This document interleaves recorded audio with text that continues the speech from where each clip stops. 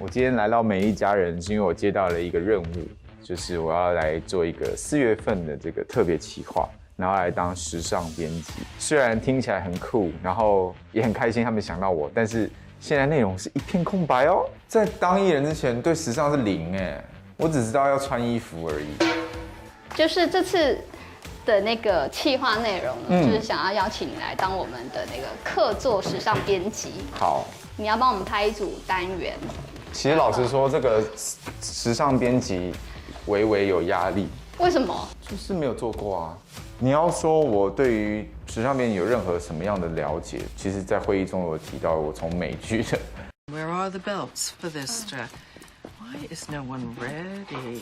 那我们这次之所以会想要找他合作，也是因为是平常他在节目上的表现，其实都让我们觉得他其实对于社会的观察，或是对世界的观察，其实都蛮有趣的。这东西会让我们很想要，就是更知道说他对于时尚的看法是什么。那风格的设定，因为你是时尚编辑，就是会由你来。我来决定方向。主要是我们要赋予这个单元一个 concept， 不管是风格上的 concept， 或是主题上的 concept，然后根据这个 concept 去做，比如说视觉，然后场地。那你们有的想法设限吗？我们其实没有设限，因为我自己现在对于正在发生的战争更比较有感觉。所以你也会想要碰像这样子战争的议题。We must too， 这是我们很棒啊。因为这件事情对大家的影响是很深远的。对，我觉得世界太需要大家不断的关心，然后很多时候我们都会躲回自己熟悉的环境里去做熟悉的事情、熟悉的日常，以至于我们常常会忽略很多正在发生以及会影响到你的大大小小的事情。有的时候我艺人的角度会是我可能对于这个议题我平常很想发表，但是在自己的社群上，他们觉得太直接了。有的时候我们在拍摄的时候接到我们突然很想碰触到的东西，我们会蛮想要去做这个事情，因为有隔了一层我们可以对外的感觉是因为杂志，对，我们一起来创作这样子，所以搞不好他也是 OK 的这样。最兴奋的部分当然是，如果我能跟我邀请到的这位艺人，对于我想要呈现的议题有共鸣的话，因为我会迫不及待想要知道他的视角以及他的观点。那我觉得这是人跟人沟通跟合作最值得期待跟开心的地方。我们有没有预算的报价要给你？有预算的部分，请这个是要省预算，我们要掌握预算，是不是？要时尚编辑。我以为时尚编辑就是我要2000万，没有。所以等下我先大约粗略的看一下。好，你看一下。你在算钱是不是？不可能35000吧？你说对了耶。没有错，就是35000。预算，因为现在是一个 unknown， 就是不知道预算在哪。但刚刚听到了一个 maybe 是玩笑话 ，maybe 是试探的35000，含要帮大家买便当跟当天执行要让大家开心的茶水费用这样子。如果是这样的话，那真的就是会蛮不容易的。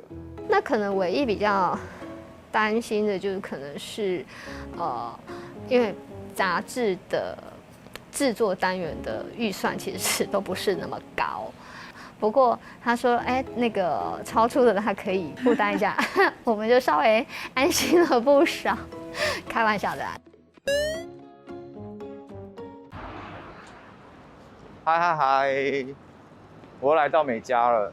今天要来跟我们的这一次的企划的女主角见面，然后还不先跟大家讲说是谁，然后他的经纪人还有摄影师会到，蛮紧张的。是你的粉丝越是这样越觉得说，感觉要言之有物，但现在脑袋是空的。好了，我们先上去撞出一些火花吧。嗨，大家好。你吃你的。我原本跟自己约定说，就是你进场的时候，我要唱我最喜欢你的歌。一想到你，心就要痛。没有了。今天要去跟我们的研神开会，然后我的心情有点紧张，因为我其实不知道企划长什么样子，然后我也不知道我追星会如此成功。想从你这边知道，你比较平常在生活当中比较关心的议题是哪些？这样哦，好想大讲，但感觉也不行。会吗？其实可以。我先跟你讲，我那天跟他们录的时候，我讲了一个非常，我原本也以为不能讲的东西，但是他们的态度都是还蛮开放的，就是很兴奋。然后我也蛮开心，就是原来真的如我想象的，李牧他心里有很多很想要跟这世界沟通的。就是你们对现代社会的氛围的感觉，你们觉得它是充满比较多负面情绪的，还是我觉得现在很多人需要聊，很多人需要聊？但是其实我会比较期待看到的是接下来的样子。所以啊，就是我知道现在就是战争啊，什么疫情什么之类的，可是它一定会过去嘛，它不可能一直。总有一天会过去。那我比较是希望看到它之后，我会期待这些悲伤，然后负面的东西我们之所以会在这，就是因为我们一定是有期待。对，所以因为要不然我们就在家里睡觉。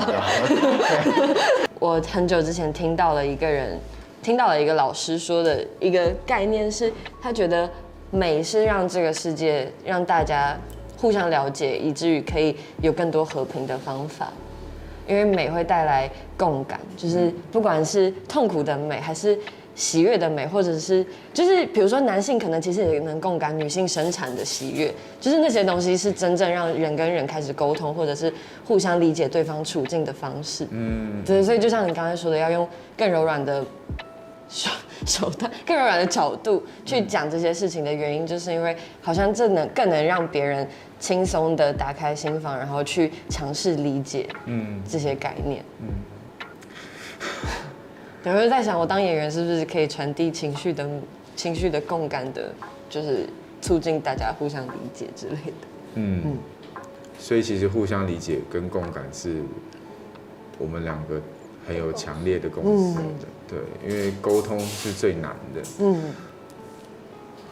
光是跟家里的人沟通就已经很难，更何况要跟这世界沟通。我比较讶异的是李牧，平常也比较少看他在不管是社群平台也好，或是媒体的采访也好，比较少发现他比较内在的思考的这个面向。但是因为今天可能因为我们探讨的议题的关系，所以知道他很多的想法其实蛮有趣的，就是他其实思考还蛮丰富的，然后看的书也很多，看的电影也很广，所以刚刚的讨论其实有借由他的分享，提供我们更多我们没有想过的面向。看漫圈前有些作品有些争议，就有人觉得他们被这些作品冒犯，但我自己看我会觉得，其实呢有一种正面加强女性的某些能量的感觉。但我没有裸体的打算。我真要问你，我说你自己的题了。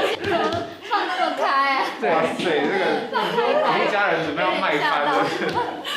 我随便讲一个我现在想的画面，就是一个人在这边，然后是一排跨页的一排的氧气罩让你往前。那 presents 可能maybe 是每一秒我都需要这个氧气罩。越是在比较不那么正面的时刻，我们越想要留下一些什么来提醒自己这个时刻多么不容易。然后当有一天我们可以走过去的时候，回头看才知道，当时我们的努力是值得我们自己去给自己鼓励的。然后甚至把这个过程化繁为简，可能用影像呈现，可能用我们的照片呈现，可能用一本杂志、一段话、一本书来呈现，留到后面的世代，然后让大家去理解，其实平和的日子跟色彩缤纷、鲜艳的日子，并不是那么容易得来的。就是作为一个希望大家去思考的媒体，当然你会希望可以有越多的读者，被越多人接触到，会是越好的。但是你可以用很多方式，你可以用比较通俗的方式，或者是你可以去用说明星艺人的方式去打进一些你本来如果太着重于议题的话，没有办法进入的那个群体。但是我觉得对于摄影师来讲的话，其实现阶段，我觉得我的工作是去确保说每一个画面它还是达到我希望它可以呈现的影像的水准。媒体的责任就是传递讯息，那借由这个讯息，让接收到的读者也好，观众也好，去思考你想要获得什么。其实世界上发生很多事，是我们应该要去关注，我们要去在意的。